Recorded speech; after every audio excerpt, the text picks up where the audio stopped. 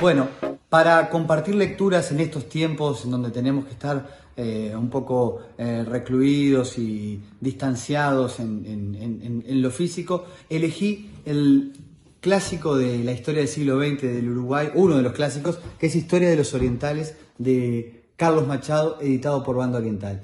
Yo acá en mis manos tengo la primera edición, casi, bueno, un tesoro, porque bueno, además fue un libro de mi abuelo, pasó por mis padres, me lo dieron a mí, fue uno de los libros que me acercó mucho a la historia y que se los recomiendo calurosamente para tener, compartir, porque además tiene una mirada diferente de la historia. Es polémico, porque es revisionista, porque no va por el lado de la historia oficial, porque tiene juicios de valor también, pero tiene muchos documentos, tiene un entramado de anécdotas y de intereses y de relacionar la región, el mundo y lo que pasaba en Uruguay. No es solo un juntado de fechas y episodios.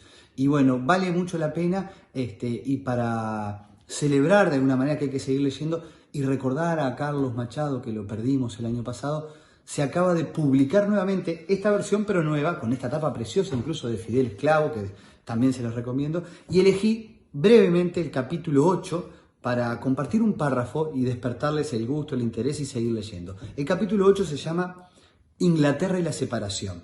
Ustedes verán que además acá dice, debajo del título Inglaterra y la separación, una pequeña frasecita entrecomillada que dice, se lo merecía este bribón. Y lo que hace Machado en todos los capítulos es siempre iluminar brevemente, fugazmente cada capítulo con un fragmento documental. En este caso, el bribón, ustedes se preguntarán quién es el bribón. El bribón fue Manuel García, un diplomático porteño que en medio de la guerra, en 1827, luego de haber obtenido valiosos triunfos de las fuerzas de las provincias y de los orientales, pero con un lío grande que había, en un acuerdo devolvió la provincia oriental a Brasil, lo que hizo que San Martín, que es quien escribió este texto, dijera que merecía que lo colgaran en la plaza pública, que el pueblo era muy tranquilo, aunque ya veremos que no tanto, y que se lo merecía ese bribón. Ahora les voy a contar simplemente el primer párrafo de cómo arranca esta historia, que ya sabemos que es una historia muy mezclada, porque la creación del Estado oriental no fue solo un tema de los orientales, tuvo Inglaterra, Argentina, Brasil, bueno, una cuestión muy interesante.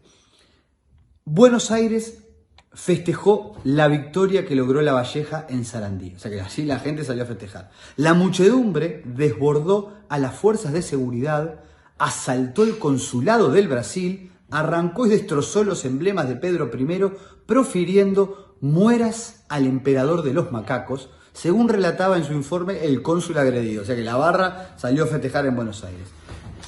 Y precipitó con su presión al reconocimiento que mencionamos ya. Se refiere al reconocimiento del Congreso de las Provincias Unidas de la provincia oriental como una provincia más. La guerra, como vimos, se generalizó. El almirante Brown, un irlandés al mando de la flota del ejército republicano, venció a los brasileños en Punta del Ara y en Punta del Indio. Oribe, por su parte, logró la victoria del Cerro. Las fuerzas imperiales quedaban encerradas en el puerto bien amurallado y bien abastecido de Montevideo. Pero asomaron pronto divergencias entre los orientales. La Valleja sospecha que Rivera ha tenido contactos con Ventos Manuel.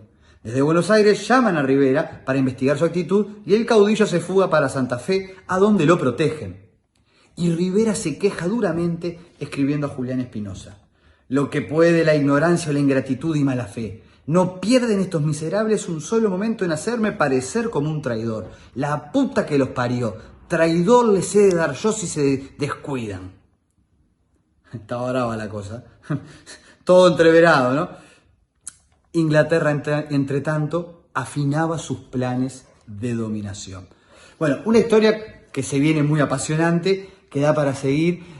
Yo insisto con que sea este libro, sea otro, compartamos la lectura y en estos tiempos, sobre todo, busquemos más y mejor información para todos. No nos quedemos con una versión, ni del pasado, pero mucho menos del presente.